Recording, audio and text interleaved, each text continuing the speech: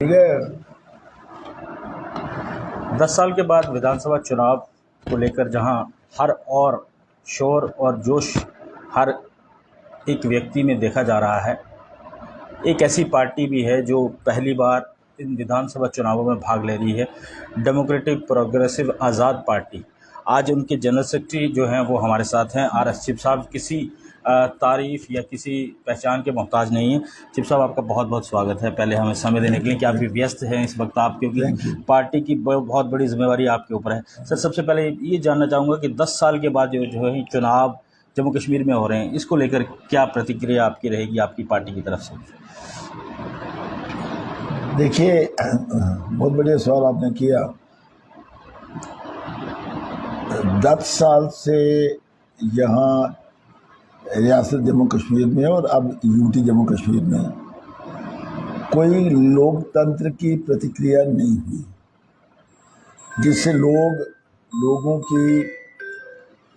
की समस्याएं, उनके मसले दिन प्रतिदिन बढ़ते गए। जो अवामी लीडर्स थे उनकी कमी थी। तो मैं समझता हूँ कि इसीलिए आपने देखा होगा कि हर जगह, हर विधानसभा क्षेत्र में नंबर ऑफ कैंडिडेट्स जो है वो इतना बढ़ता जा रहा है। और बहुत से लोग इंडिपेंडेंट्स हैं, बहुत से लोग अलग अलग पार्टियों से हैं, कुछ नई पार्टियां भी आई हैं। तो मैं समझता हूँ कि ये जो चुनाव है, ये चुनाव हित में नहीं थे, ये उनके लिए एक बहुत बड़ा चैलेंज होगा। और उन चीज़ों को सामने लेकर के, जैसे मिसाल के तौर पर मैं कहूँगा कि ज़मीनों का मसला उठा था, इलेक्शन होना शुरू हो गई, जिसमें आपकी रोशनी की ज़मीन थी, घासरा की ज़मीन थी, या स्टेट लैंड थी एंड ऑल दैट। आज भी काफ़ी जिनका नंबर है उनको पूर्ण नहीं किया गया एंड ऑल दैट। तो नौजवानों में भी एक असंतोष की लहर है। तो ये जो मसले हैं सारे, इन मसलों को लेकर के सबसे बड़ा मसला है, जैसे हमारी पार्टी डेमोक्रेटिक प्रोग्रेसिव आज़ाद पार्टी, जिसके चेयरमैन जनाब गुलाम नबी आज़ाद, संतोष बढ़ेगा, लोगों की समस्याएं बढ़ेंगी। इसीलिए जब उन्होंने अपनी पार्टी बनाई तो तीन मुद्दों को लेकर के उन्होंने सामने रखा। पहला तो हमने ये कहा कि भाई हमारी स्टेट का दर्जा वापस होना चाहिए। ये बदकिस्मती है, देखिए, यूटी की स्टेट बन सकती है, लेकिन ये पहली मिसाल है इतिहास में कि एक इतनी बड़ी सरताज स्टेट को तोड़ करके दो हिस्से किए गए, फिर जम्मू कश्मीर को यूटी बनाया गया। दूसरा मुद्दा हमारा था कि हमारी गारंटी होनी चाहिए for the land and the services for our own people. बाहर का बंदा नौकरी ना ले, हमारी ज़मीन पर उनके कोई हक। मुश्किलातें भी थीं और सब कुछ था, लेकिन फिर भी आज़ाद साहब का जो 2.5 साल का कार्यकाल रहा है मुख्यमंत्री, उस 2.5 साल के कार्यकाल में आज़ाद साहब ने जो काम किया, जो लीडरशिप एज ए मुख्यमंत्री रियासत के लोगों को दी, उनकी समस्याओं का, उनके जो मसाइल थे उनको हल करने का जो काम किया, या डेवलपमेंट का काम जो किया, उसको देखते हुए लोगों में बहुत उत्साह है।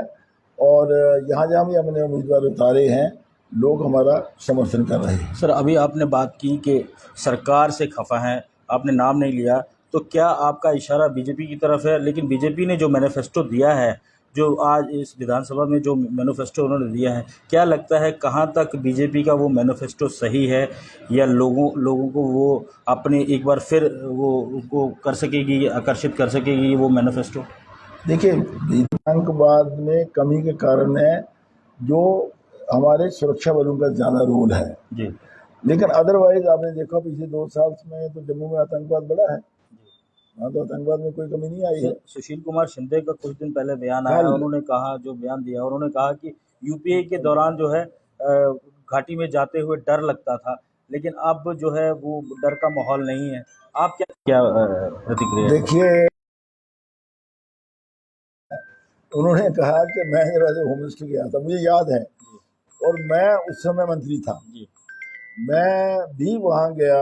विजय धर जी जो एक कांग्रेस, जिनके पिताजी कांग्रेस के बहुत बड़े लीडर थे, तो वहाँ उनके स्कूल में हमारे ऑनरेबल होम मिनिस्टर साहब गए।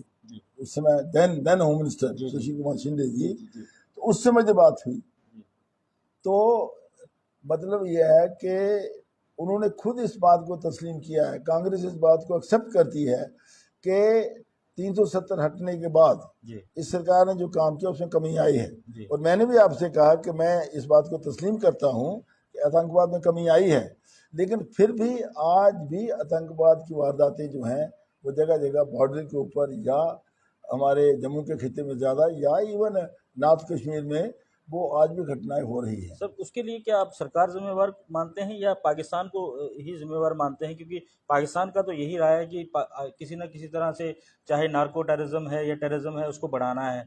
तो सरकार तो कोशिश जो आपने कहा 370 टूटने के बाद कम हुई है, तो जो अभी चल रहा है उसमें क्या मानते हैं कि बीजेपी का ही उसमें कसूर मानते हैं या पाकिस्तान का कहीं ना कहीं वो है? देखिए, मैं ये कहूँगा, देखिए आतंकवाद को तो कोई नहीं चाहता। जी जी ईमानदारी से देखा जाए तो मैं स्पष्टवादी इंसान हूँ। कोई भी पॉलिटिकल पार्टी जो देशभक्त पार्टी है, जो देश की एकता और अखंडता में यकीन करती है, जो देश के संविधान में विश्वास करती है, वो कभी नहीं चाहेगी कि आतंकवाद बढ़े।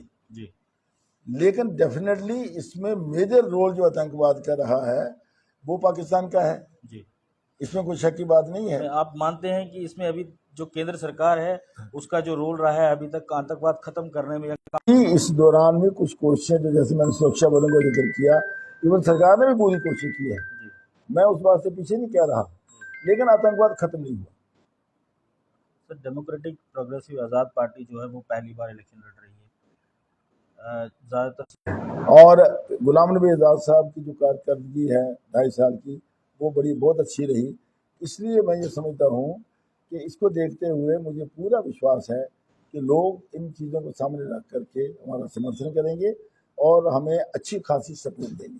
सर, अभी मैंने देखा कि आपकी पार्टी के जो सीनियर किसी वजह से हमारी परफॉर्मेंस इतनी अच्छी नहीं रही, कुछ ऐसा मिस इंफॉर्मेशन कैंपेन उन्होंने फैलाया कि देखिए जी हम बीजेपी की बी टीम है एंड ऑल दैट, उसको देख करके हम ज़्यादा नहीं अच्छा परफॉर्म कर पाए, तो इन लोगों को बाहर का दरवाज़ा दिखा दिया, तो ऑब्वियसली इनके पास चॉइस नहीं थी, हमारे पास भी नहीं आ सकते थे, तो इन्होंने इंडिपेंडेंट फॉर्म भरे। लेकिन मैं ये कहना चाहूँगा कि ये सारी कारकर्दगी जो थी ये कांग्रेस की थी और उन्होंने सारा काम किया। इंजीनियर रशीद जो हैं कल सर बाहर आए हैं, उन्होंने आते ही जो बयानबाजी की आपने सुना है, क्या लगता है कि इंजीनियर रशीद जो है इलेक्शन के टाइम जो बाहर आ रहे हैं, इसमें कहीं ना कहीं बीजेपी तो सपोर्टेड नहीं कर रही है? मैं नहीं समझा। देखिए, यहाँ तक कानून का संबंध है, अगर कानून के चैनल से गुजर करके किसी को बेल मिली है तो मैं इस पर कमेंट नहीं करना चाहूँगा, क्योंकि मैं नहीं समझता कि इसमें बीजेपी का हाथ हो। अगर बीजेपी ने उनको बेल दिलवानी होती तो 5 साल जेल में क्यों रहते वो, इसलिए मैं नहीं समझता उसमें किसी का हाथ है। वो कानूनी तौर पर उसने साबित किया कि मैं इलेक्टेड एमपी हूँ। जैसे देखो, केजरीवाल को भी तो उन्होंने बेल दी थी, केजरीवाल जेल में थे तो कैंपेन करने के लिए उन्होंने उनको बेल दे दी। मेरे ख्याल उसी आधार पर इनको बेल मिली है, इससे ज़्यादा कुछ नहीं है। एनसीपीडीपी का आपने मैनिफेस्टो देखा सर, क्या लगता है कि वही इनका मैनिफेस्टो पुराना ही चल रहा है, 370 वापस लाना चाहते हैं, आतंकवाद जो है, जो आतंकवाद को बढ़ावा देने वाला ये मैनिफेस्टो लग रहा है? देखो, एनसीपीडी का जो मैनिफेस्टो है वो उनकी अपनी एग्जिस्टेंस के लिए, जी कश्मीर में जो उनकी कॉन्स्टिट्यूंसी है उसको एड्रेस करने के लिए उन्होंने मैनिफेस्टो बनाया हुआ है। लेकिन मैं समझता हूँ कि वो उसी बात पर चल रहे हैं जो उनका पुराना मुद्दा था। जब 370 एब्रोगेट हुआ तब भी उन्होंने कहा कि हम 370 वापस लाएंगे। यही एनसी कहती है, यही पीडीपी कहती है। और प्राइमरीली ये अपनी कॉन्स्टिट्यूंसी, जो उनकी कॉन्स्टिट्यूंसी है बेसिकली लोगों की, उसको एड्रेस करने का मुद्दा है। सर, अमित शाह जी ने तो साफ कह दिया कि 370 तो अब हिस्ट्री हो गया, वापस नहीं आएगा। डेमोक्रेटिक प्रोग्रेसिव आज़ाद पार्टी क्या समझती, क्या ये वापस होना चाहिए या आ सकता है? देखिए, बेसिकली अगर देखा जाए, मुझे पूछा जाए अगर, तो 370 में कुछ भी नहीं रहा था। देखिए, 370 एक टेम्परेरी प्रोविजन था, 10 साल कांग्रेस की हुकूमत रही मनमोहन सिंह की, जी तो अगर ये टेम्परेरी प्रोविजन था तो ये उस समय भी हटा सकते थे। ठीक अच्छा, या उसको ये उसको पक्का कर सकते थे। जी अगर आज कांग्रेस एनसी अलायंस जो है, दोनों मिलकर के इस बात को देखिए, अगर अगर एनसी कहती है कि 370 वापस लाएंगे तो समझो कांग्रेस भी कह रही है, ठीक उसमें कोई अंतर तो है नहीं दोनों है। में गठबंधन तो है। अगर कांग्रेस अब कह रही है तो जब कांग्रेस सत्ता में थी तो तब इसको परमानेंट कर देती, कर देना चाहिए था।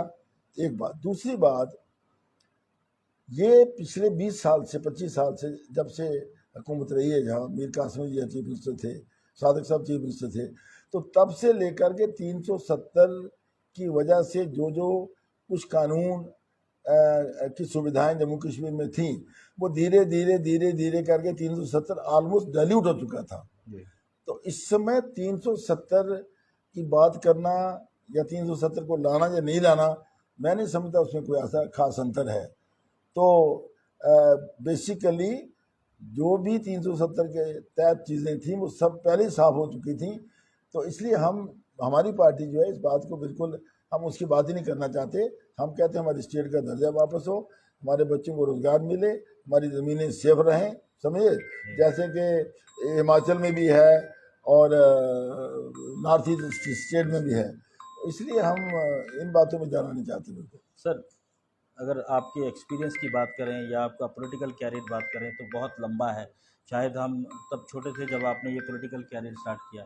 तो क्या लगता है जो जम्मू कश्मीर की नई सरकार विधानसभा में बनेगी उसमें बीएपी एपी का कोई योगदान या कोई शेयर उसमें होगा? देखिए, डिपेंड करता है कि जो नई असेंबली बनेगी उसकी क्या कम्प्लेक्शन है। जी मुझे लगता है कि एक अजीब सी कम्प्लेक्शन होगी इस असेंबली की। जी किसी की 10 सीटें, किसी की 15, किसी की 5, किसी की 4, किसी 2, इस किस्म की बनने वाली है। टोटल लोगों का देखिए, रहेगा। जो इलेक्शन लड़ता है वो तो कहता है मैं जीतूंगा, तो सही मैं भी कहता हूँ हम जीतेंगे, हैं?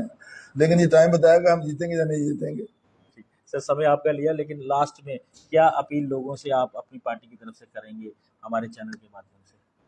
मैं ये अपील करूंगा, खासकर इस एरिया के लिए, RS+ क्षेत्र के सामने वाला बटन दबाओ।